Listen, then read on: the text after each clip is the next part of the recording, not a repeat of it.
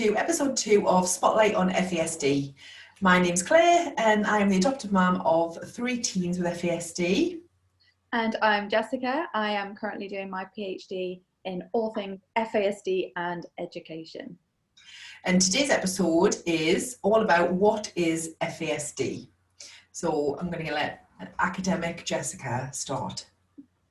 So FASD, you will always hear a number of different definitions. There's a lot of different explanations for this condition across the world, and as we learn more and more and more, the definition will often change, and depending on what field you're coming at it from as well.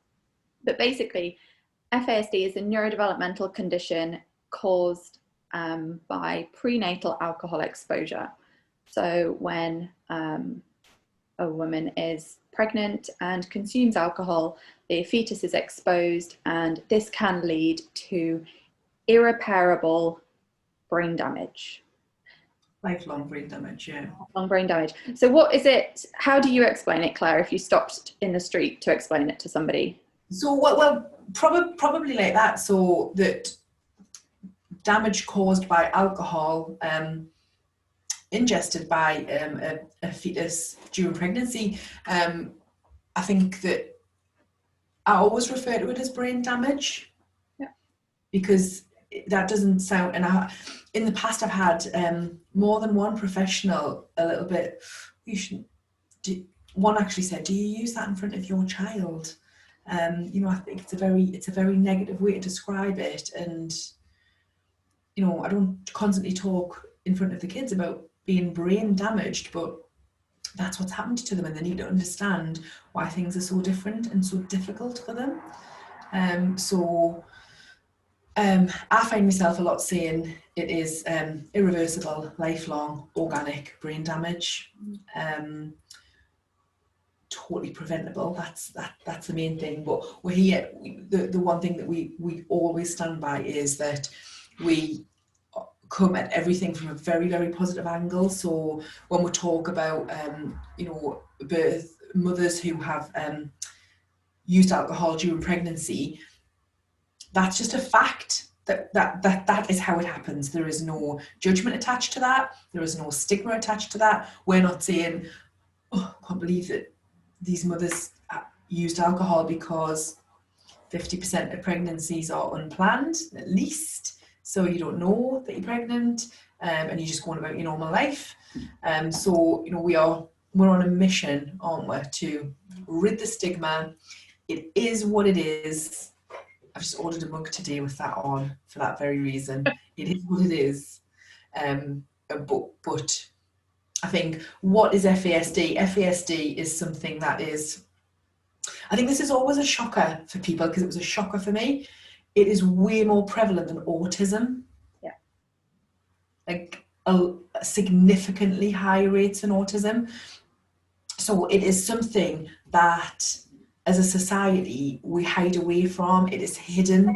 We don't talk about it. We don't want to talk about it, which means it isn't diagnosed, or it isn't diagnosed properly or at the right time. So it is something that is a part of our world that we need to address properly, and that's why I hope that we are taking huge inroads to start and do that. Definitely. And it is a condition, as you say, it's a condition that's caused, but it's not something that I consider it to be caused by a mother drinking alcohol. Like, yes, that is how it happens, because there's no other way of the fetus being exposed. But we know, and we always say, and a lot of people who are working in FASD will always say, that no mother has any intention of ever harming her child, her baby. So it's simply because we didn't know, and because the information's not out there and it's not shared. But FASD, for me, I see it more, it's caused by a societal norm. Yeah. And I think that is the big difference here, because if we were talking about a condition that was caused by somebody using drugs, like Class A drugs, there would be a very, very different vibe.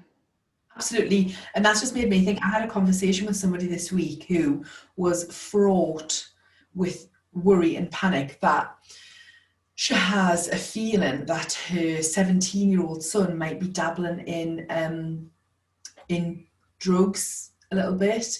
And, you know, I think that's a very normal worry for parents of teens. And was really catastrophizing about it. And I found myself saying, would you be panic stricken if you knew that he was drinking a significant amount of alcohol regularly? Well, no. Well, that's the terrifying bit. You should be, because alcohol is way more damaging to a human body. But our society has framed it so that we don't believe that we're perfectly comfortable. And I want to get this in. I always want to get this in. I like alcohol. Yeah. I enjoy alcohol. We're not anti-alcohol at all. Not alcohol's fault. So, you know, but it's completely socially acceptable, and it is probably one of the most dangerous toxins on the planet for a human body. So what I was trying to... Alcohol is a teratogen. Yeah, and what I was trying to calm, I was saying, you know, let's flip this around a little bit. Society has decided that you aren't going to worry at all about his alcohol consumption, when actually, if we're knuckling down to the science of things, that's a real concern. You know, and I think that that just made us think of that when he said that. It brought that conversation back to mind this week. And it's important to understand that alcohol has such a significant damage during pregnancy, and is able to, you know, we know that you can't, or that it's not safe to smoke during pregnancy. We know it's not safe to eat blue cheese during pregnancy, or, you know, all these things that people just accept and avoid through pregnancy. But alcohol has a very different... And we've talked about this before, and this all comes back to stigma. If you were hosting a dinner party for a big group of friends, like imagine when you were able to do things like that, but like imagine where COVID didn't exist and you could do that. And so you had, you know, lots of food out, and there was one of your guests was visibly pregnant. Nobody at that table would hesitate going, oh, be really careful, because that's all soft cheese in that bit, or you maybe need to don't have that, but I've made this for you. And that would be seen as being caring and compassionate, but totally socially acceptable, non-judgmental. You're looking out for that person. But if nobody, or very few people would feel comfortable saying, oh, no, that alcohol's not for you because you're pregnant, so I've got these drinks over here. Nobody would feel comfortable taking that step and verbalizing that. And that's what we need to be. That's where we need to be. We need to be inclusive without the stigma. Yes, definitely. Yeah. So yeah, FASD is a condition caused by prenatal alcohol exposure. I've actually said the full, so Fetal Alcohol Spectrum Disorder. Don't even know if we've said the full. I don't know, yeah, because we're so consumed by FASD in our worlds. It's Fetal Alcohol Spectrum Disorders, which is another thing that comes up across the world. Oh my goodness, you'll hear so many letters. FAS, Fetal Alcohol Syndrome. ERND, alcohol developmental disorder. PFAS, is that partial? There's a lot of letters, but what they all come under this heading, this umbrella term, like however we want to describe it, it is a fetal alcohol spectrum disorder, FASD. So that's what we... And I think as well that when we talk about what it is, it's equally as important to talk about what it isn't. And one of the most obvious assumptions, it was an assumption certainly made by me before I accidentally became an expert in it, is that this damage could only happen to an alcoholic mother, carrying a baby, and we know that that's not the case. Not the case, no. Yeah, and I think that one of the things that we talk about is everyone's got a friend, everyone knows someone who, everyone processes alcohol differently. So you've all got a friend who can drink people under the table, and then everyone's got a friend who one glass and that's it, they've got to go home. So everyone processes differently. So what likely will cause zero harm to your baby, because it's not like we're not like want to terrify everyone and you've got to keep away from alcohol. In pregnancy, absolutely. When you know you are pregnant, absolutely. But we don't want to beat people up about it. But the damage that could be caused by a relatively small amount the solid thing that we do know is that there is no safe limit. Yeah. That's what we do know. There's so many variables, there's so many factors as to how much one person could safely drink in comparison to another person, and the damage as a result to their babies. Like this, it's just, yeah, the bottom line is we don't know that you know, we can't say that there is any safe amount for everybody. Yeah, and I think that that's something that was the more that I dug into that, I was really surprised at cases where, you know, there's certainly a person can, you know, a kind of, not ordinary, that's the wrong kind of word to use, but you have an image in your mind where you think a situation where this might occur, and actually it couldn't be further from the truth. So nobody is shamed for having a child with diabetes or epilepsy or you know. And it wouldn't cross your mind to be. So and we need to bring FASD into that. Otherwise, we can't take care of our children and young people and adults throughout their lives with this condition, because it's lifelong and they're going to need support lifelong. And you know, as time's passing and as more research is done and as everyone is becoming way more aware of it, we're realising the impact it does have on society. And something we talk about a lot is the judicial system and the amount of people who are in prison and in and out of the judicial system who actually are brain damaged. It's not diagnosed, but you know, would things have been done differently if we knew we were dealing with somebody with brain damage? So it's like it opens up this huge arena, and that's where we are right in the middle of it, aren't we? And that's what we want to do. There are so many debates to be had, there are so many questions to ask and answer, and we want to unpick every single aspect of it and put it under a microscope, and predominantly pull the good from it. That's my mission, pull the good from every situation, and just try and normalize it and try and make it as mainstream as we can, because it's too hidden at the minute, isn't it? But it's a very real part of hundreds and thousands of children's lives in this country. Yeah, hundreds of thousands, hundreds, you know. And there's two things that I thought of while you were talking there, Claire, that it's important to raise here. One is that we keep talking about brain damage because that's what this condition is, but it's not just brain damage. This is a condition that can impact all aspects of physical health, all aspects of development. You, I'm sure, can reel off a huge, great big list of... Let me just go, okay, so dental problems, joint problems, muscle problems, digestion problems, hair and teeth problems, ears. Ears, that was just one child. Sight problems, hearing problems, speech problems, sleep problems, sleep problems and sleep problems. There's just the hypermobility, so then everything that comes with that, the physical impact is immense.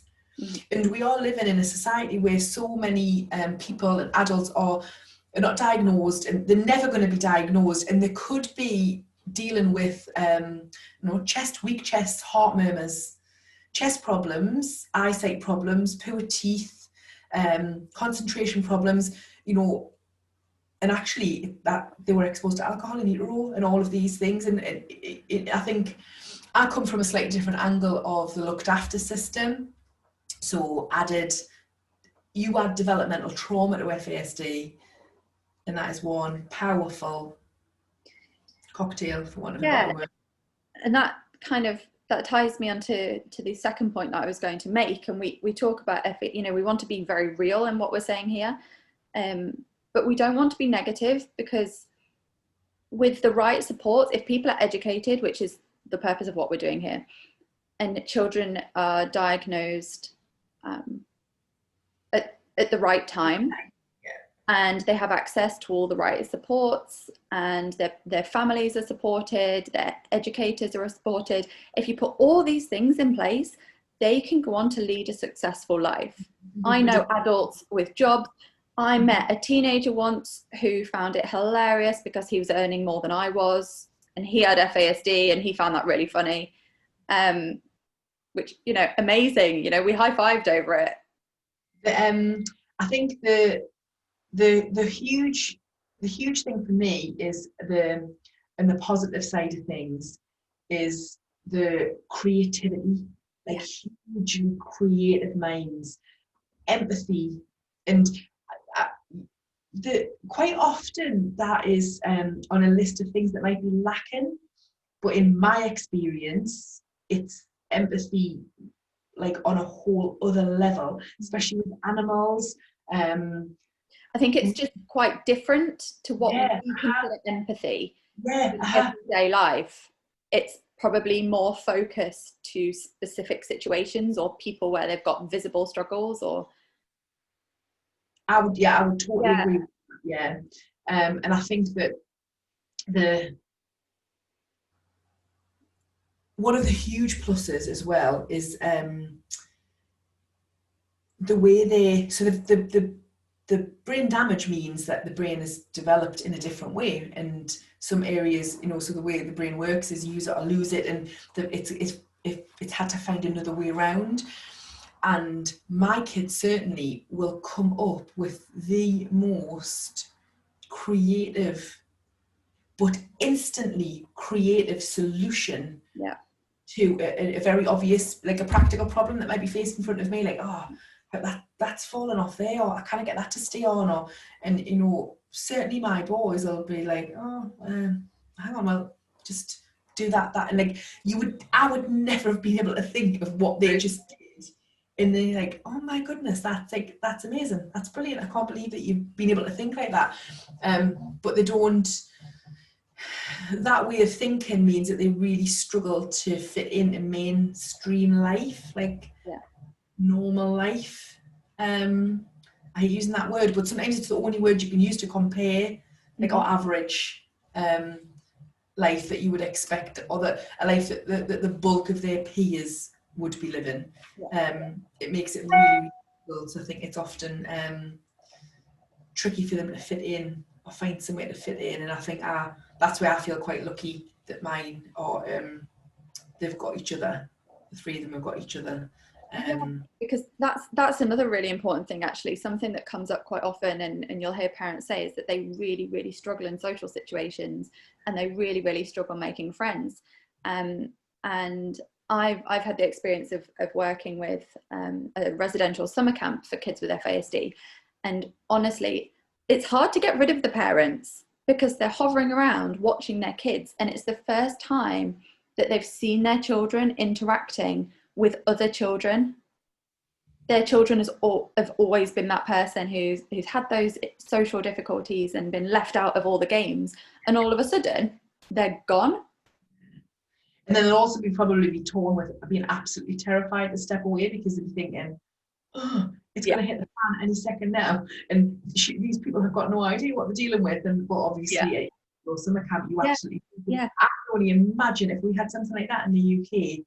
I can only imagine the relief to know that you are handing over your precious cargo, your extraordinary kids, because there's nothing ordinary about them, to people who are equipped to pivot like 50 times in a second to the situation. So I think when we're talking about what is FASD, FASD is constantly misdiagnosed as ADHD or autism. ASD. It is consistently misdiagnosed as that, and there are a few reasons for it. Very few professionals are equipped with FASD knowledge, and if they do know about it, there are still encounter professionals on a daily basis who do not know about it. If they do know about it, they don't know enough and they're not confident. It's such a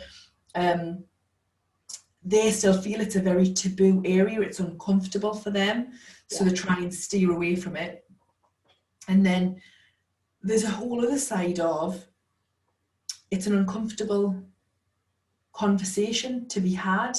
They feel, I've spoken to lots of professionals about this, and sometimes it's a bit of an easier, it's an easier pathway to go down an ADHD or an autism or an ASD. And there's something called the Coventry grid, which is a really interesting. Maybe we might be able to put a link, I think, maybe on our. We'll learn how to do that. Yeah, well, certainly on the Facebook page and Instagram. But the Coventry grid is fascinating, and it has so FASD, and then it has lots of other conditions, so OCD, ADHD, ASD, autism, ADD, and you have an overlap of characteristics. I hate using behaviour because that's used so much with my children. Negative way, but we're not talking. Yeah, and her like it's behavioural problems and difficult behaviours, and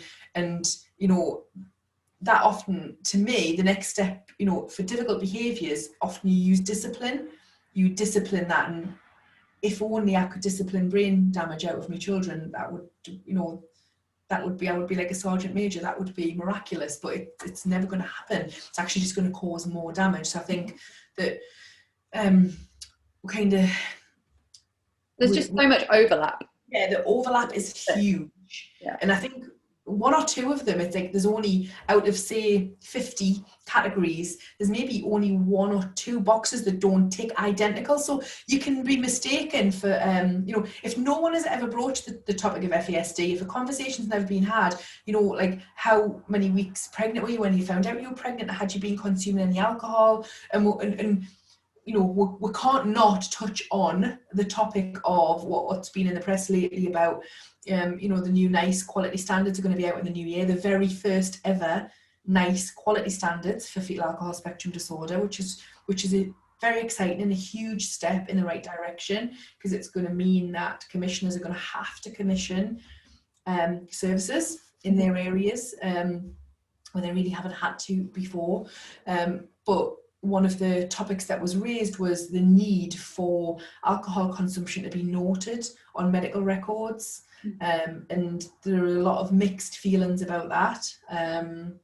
The total two sides to it all. Some people feeling that is an infringement on women's right. Yeah. And as a woman, I can totally, I can see both sides to it, absolutely. But I love to use me detergent analogy, and I'm going to use it. So if you found out you were pregnant and you went to the doctors, and there was a detergent that was on the market, and everyone used it, and it was brilliant, and it was a really good price, and people loved using it, and we knew that it could potentially do harm to the fetus that you're carrying, and you were asked, have you used this detergent? Actually, I think I have. I was using it from then to then, but I've stopped now. Right, that's brilliant. Chances are absolutely nothing is going to be a problem, but we're going to make a note of it, because in a few years' time, when your child gets to school, if we're starting to have any kind of difficulties, we're going to rule out that line of investigation first, because that could be the most probable thing. And rather than damage your child's mental health and put them down the pathways of multiple diagnosis that the chances are they haven't got, we'll just rule this one out first before we do any of that. Mm-hmm. I don't believe anyone would be, people would actively want it noted. So I think that there are a lot of mixed feelings, but the quality standards are coming, and it's going to be a force for good. It absolutely is. It is going to start and change things massively. And I always say that I feel with that diagnosis, it's absolutely, and you can't. A lot of children, certainly, again, with having the hat on of an adoptive mum, if you know, there are a lot of people who absolutely, the professionals around them know that there's been alcohol consumption. You as a parent are taking care of your children, but you can't have the conversation to say, actually, yeah, I did consume some alcohol. All right, okay, we can get this concrete diagnosis now, and we know how to move forward. In the world of adoption, it's not as straightforward as that. You might, you know, birth mum might not be around to be able to ask that question, and you know, if it's just, it can save lives, because you know, let's look at some stats of life expectancy for FASD, and they're not very nice, but you know, as it stands, you know, mid 30s for, you know, that 34. So that's pretty sobering, and it's not a life shortening disability. The actual, you know, that it's not that causes that life outcome. It is suicide and drug and alcohol misuse, largely through lack of engagement in education, society not understanding them. And so and quite often through a delay in diagnosis or no diagnosis. So you know, we live with the impact of a decade of no diagnosis, and dealing with dealing with something that I didn't know I was dealing with. So naturally doing a lot of things wrong, absolutely the wrong way, and causing more harm and causing more damage and causing more heartache for them, and making their lives more difficult. And you know, I'm not beating myself up about that at all. I believe that there is no better way, no better place to come from to getting it right, and to know that you're doing it right when you've got it so wrong. But the implications on mental health of a lack of diagnosis are devastating, absolutely devastating. And so that's why, you know, we just need to have a robust system in place to help getting a diagnosis. So I think that's probably all I want to say about that bit. I don't want to get into the huge debate and say, you know, I'm right, you're wrong. But, you know, if people hadn't caught on by now, this is a huge topic that we could sit and talk about all day, every day for the next few years. And that's really why we want to bring our conversations to the internet and to anybody who wants to listen, because there is so much that we have to share, and that we want people to know about this condition. The topic of what is FASD in itself could be huge. You know, we could make 20 episodes just out of this one topic, but we won't for now. I think we've covered enough, haven't we? That's what it is. And like we've said, we're going to move forward and unpick it all, from everything from education to health to relationships to all the physical side of things. We're going to dive into the detail. And we've said before that we want to be guided by you. We want to know what you want us to talk about. So feel free to kind of comment on our Facebook page, on Instagram, our YouTube channel, anything you want us to talk about. Get in touch with us. Please do.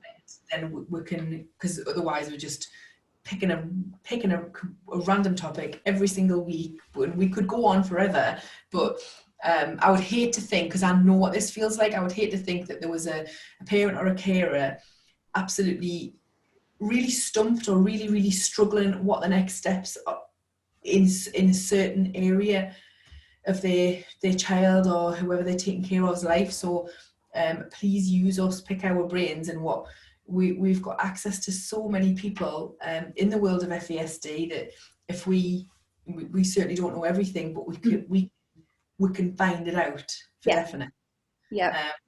We will bring our heads together and find the answers as best we can. And if it's not something that we're able to explain, then we'll bring that expert in and let them do it. You want to take the fear away, so it can, if you are parenting a child with FASD, and certainly the way things have been up until now, where it's something that so many people, you find yourself having to explain to so many people what it is all the time, and it can sometimes feel isolating, and you can sometimes feel alone. And my vision for this podcast is that put your headphones on and listen to this, and even if it makes one person not feel like they're alone trying to deal with it and trying to navigate life, then I'm very, very happy. Definitely. Yeah. So the podcast will be available through Anchor. We will share the links on our social media platforms. We've got Instagram, Twitter, Facebook, as Claire said. You can find us on all of those. Spotlight on FASD. We will leave links there to Anchor, and from there it will direct you to Spotify, Google Podcasts, Apple Podcasts, everything, whatever platform it is that you listen to your podcasts on. We've got a YouTube channel as well, haven't we? We have a YouTube channel as well, because we are recording. There will be a video element to all of these for anybody who wants to watch us have a chat. Watch me talk every fancy microphone like this. Yeah, if you're not watching, please do go and watch, because Claire's got a new fancy microphone that's quite exciting. So yeah, I mean, we're just on a Zoom chat, and but if you do fancy watching, we've got a YouTube channel, Spotlight on FASD, and all of those platforms as well. Like Claire said, you can get in touch with us and let us know, give us feedback if there's any guests who would like to come on, if anybody has anything they want to share or ask. Yeah, we want to make this as interactive as possible. So that's it for this week, and we'll be back next week with episode 3, and we hope to have your ears then. Goodbye.